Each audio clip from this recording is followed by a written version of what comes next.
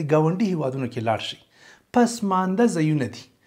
هلته نه څاګانې شته دي، نه بورونه شته دي، نه خلک له جنجالونو سره مخامخ دي، نه څوک بوشکې زغلي رازغلي. ټول خلک آرامه ژوند کوي. هغوی هلته یو ښه موقعیت انتخاب کړی ده. سړکونه یې خام دي، کوڅې یې خامې دي، کورونه یې خام دي، خو یو ځای انتخاب کړی، هلته یې ښه قوي ټیول وهلی، ښه قوي ساه یې وهلې ده، ښه غرق. له همغه ځینې پایپونه ټولو کورونو ته رسولي دي، د یو ځل لپاره مصرف پرې راغلی ده، بس خبره ختمه.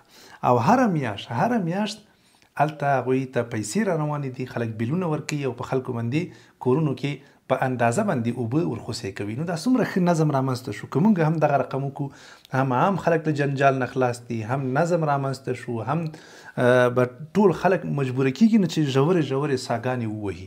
نو څومره ښه به وشي.